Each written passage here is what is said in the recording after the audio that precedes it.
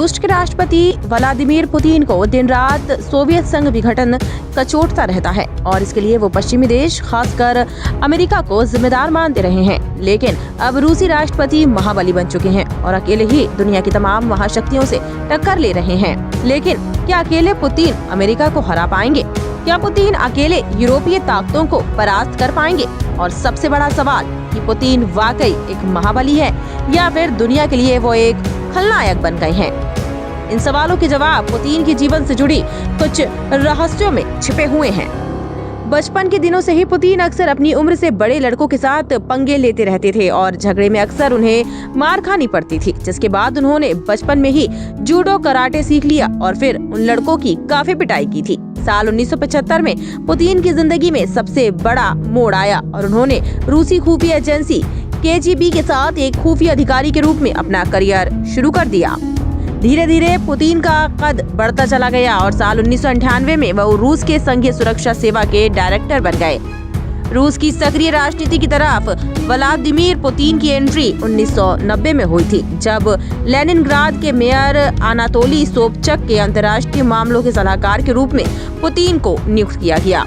अगले साल ही Putin mayor कार्यालय के बाहरी संबंधों की समिति के प्रमुख भी बन गए और व्लादिमीर पुतिन साल 1994 में सेंट पीटर्सबर्ग सरकार के पहले उपाध्यक्ष बने। बाद में उन्हें सेंट पीटर्सबर्ग शाखा का नेता नियुक्त किया गया।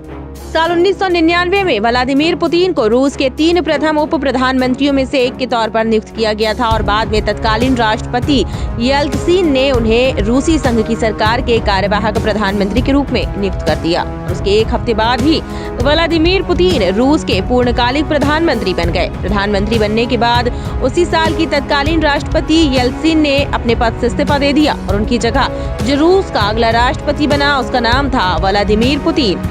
7 मई 2000 को व्लादिमीर पुतिन पहली बार रूस के राष्ट्रपति बने। साल 2014 में पहली बार व्लादिमीर पुतिन ने उस वक्त दुनिया का ध्यान खींचा जब उन्होंने पहली बार यूक्रेन में रूस की सेना भेजी थी और फिर एक जनमत संग्रह के बाद यूक्रेन के क्रीमिया पर कब्जा कर लिया। रूस यूक्रेन युद्ध पिछले काफी समय से चल रहा है क्योंकि रूस पूर्वी यूक्रेन के डोनबास क्षेत्र में विद्रोहियों का समर्थन कर रहा है। स्थिति अब वर्तमान रूस यूक्रेन संकट तक बढ़ गई है क्योंकि रूस ने डोनेट्स्क और लुहान्स्क के विद्रोही क्षेत्रों को स्वतंत्र संस्थाओं के रूप में मान्यता दी है। 1 फरवरी 2022 को पुतिन ने पूर्वी यूक्रेन में डोनबास क्षेत्र में रूसी सेना भेजी, जिसे अमेरिका समेत पश्चिमी देश युद्ध की शुरुआत कह रहे हैं। पुतिन ने मांग की है कि उत्तरी अटलांटिक संधि संगठन नाटो पूर्वी यूरोप में अपनी सभी सैन्य गतिविधियों को छोड़ दे। पुतिन की मांगों का तात्पर्य है कि अमेरिका और अन्य नाटो सदस्य को अपनी सेना रूस के करीब से वापस खींचनी होगी और Poland, Estonia, Latvia, Slovakia, Hungary और लिथुआनिया जैसे देशों को हथियारों की आपूर्ति बंद करनी होगी। CIN न्यूज के लिए खास रिपोर्ट।